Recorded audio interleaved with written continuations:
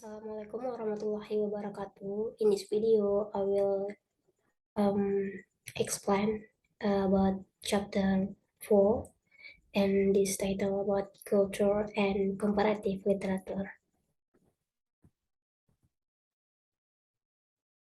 And my name is Fabiana Saranias and name 190190110, and I'm from class NG 119. And the first I um, explain what the chapter 4, the phrase about literature and culture. Literature and culture are closely related because literature embodies culture. The first literary work in English that conveys the cultural context of life written in Old English that emerged in the early Middle Age. And here we mean the Bible and Anglo-Saxon literature, which is Harry epic poem. There were three main categories of Middle English literature: religious, courtly love, and Arthurian. The most significant Middle English writer was Geoffrey Chaucer, and who was also called as the father of English literature. And literature stands as a voice that expresses value and beliefs and show how people live as individual or as group with this perspective, and how their culture life and how their culture and tradition used to be.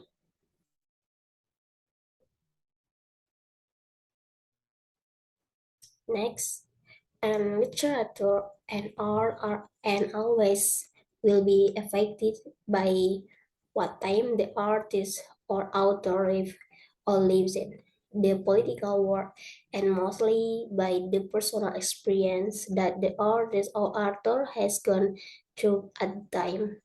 And art can have influence on literature, and works of art can influence other artists. Literature is considered the mirror of the culture and society.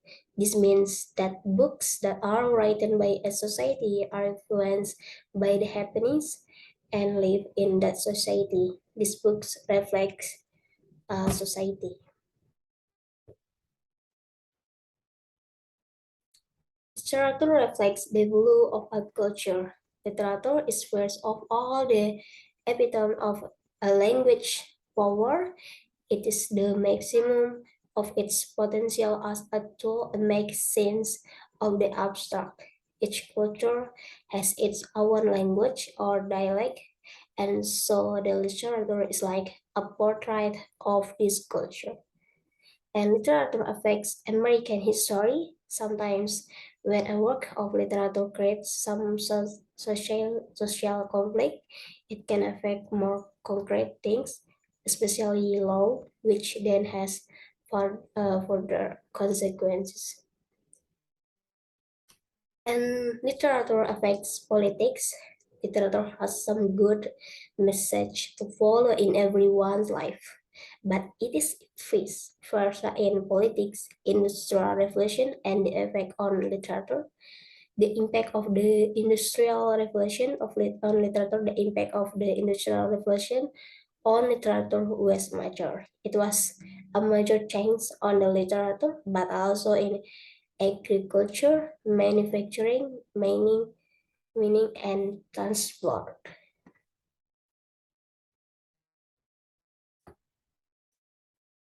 This about literature affects politics. Literature has some good message to follow in everyone's life, but it is vice versa in political industrial revolution and the effect of literature. And very interesting facts. The phrase what literature reflects the value of a culture and industrial revolution and the effect on literature and the role of literature in cultural and societal development.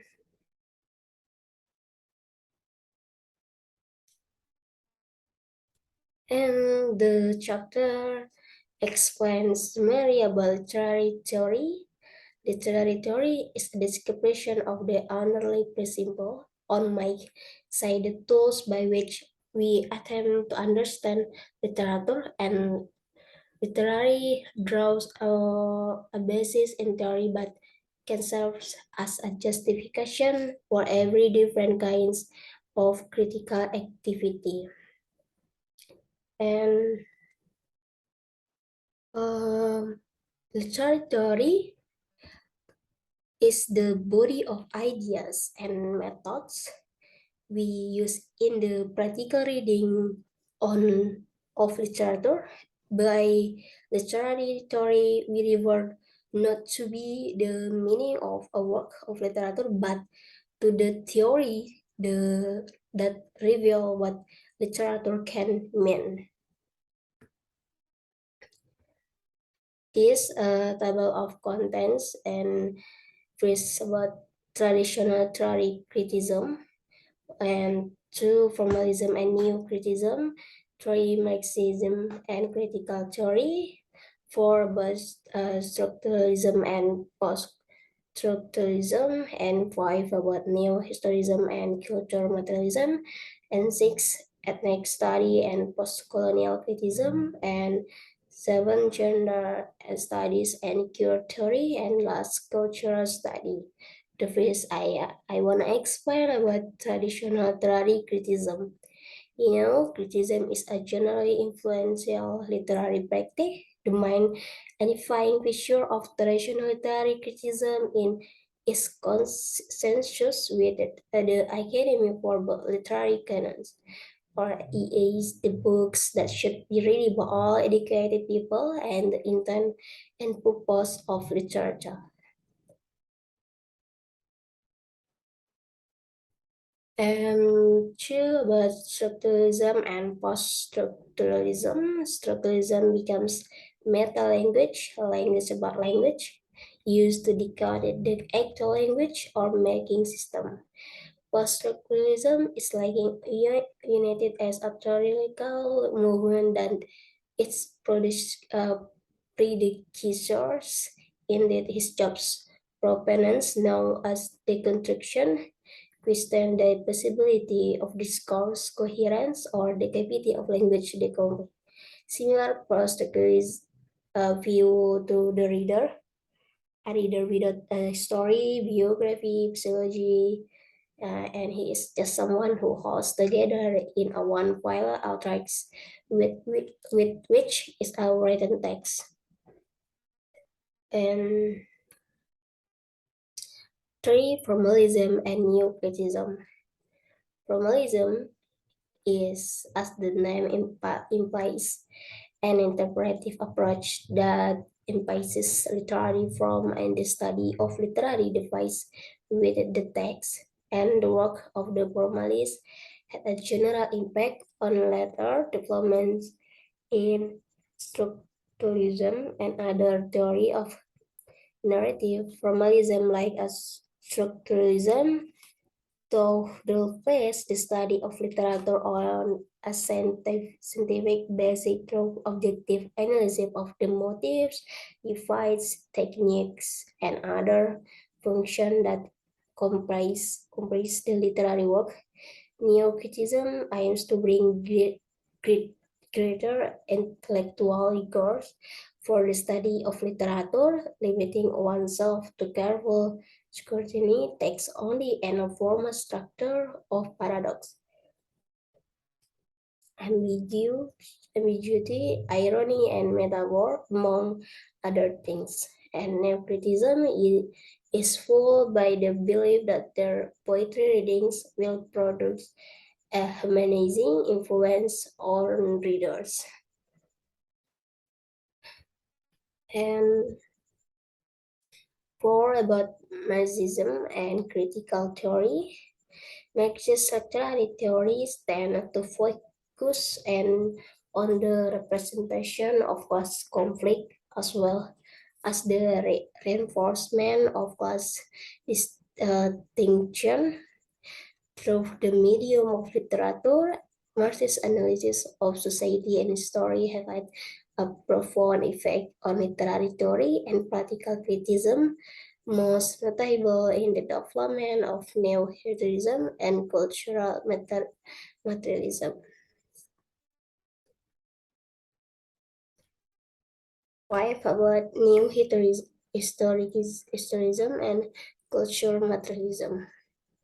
Neo-historism, a term coined by Stephen Greenblatt, designs a body of theoretical and interpretive practice that began largely with the study of early modern literature in the United States. New histories or of experience are embedded in the material condition of a culture. Neo-historism draws on the work of Levi Strauss, in particular his notion of culture as a self-regulating system. And six, about ethnic study and post-colonial criticism. Post-colonial criticism investigates the relationship between the colonizer and the colonies in the post-colonial period. Though the two fields are increasingly finding intersection points related work, for example, and both are activist intellectual enterprises. Ethnic study and post-colonial criticism have a significant difference in their history and ideas. And six, and seven about gender study and queer theory. Gender theory came to the forefront of the theoretical scenes with as feminist story, but has subsequently come to include the investigation of gender and sexual categories and identifies the so-called second political feminism wave as an emphasis on practical concerns with women's rights in contemporary society, women's identity, and women's representation in media and culture. Feminist gender theory is postmodern because it challenges paradigms and intellectual premises of Western thought, but also take activist attitude by proposing frequent intervention and alternatives. Epistemological position are intended to change the social order, and encouragement for men movements come largely is in response to criticism of masculinity and men domination that runs to feminism. Much of the theoretical energy of today's masculine gender theory has stemmed from its amateur relationship with the field of the queer theory. Queer theory is not synonymous with gender theory or even with the overlapping fields of gay and lesbian study, but share many of them with regard to normative definition of male, female, and sexuality. And the last about cultural study. Cultural studies carry the political and ideological scrutiny that makes contemporary culture possible. This can be understood by as a set of sometimes conflicting methods and approaches to question current culture categories, which see to replace the traditional model of literature study. And that's all about summary chapter 4 about culture and comparative literature. Saya thank you. Assalamualaikum warahmatullahi wabarakatuh.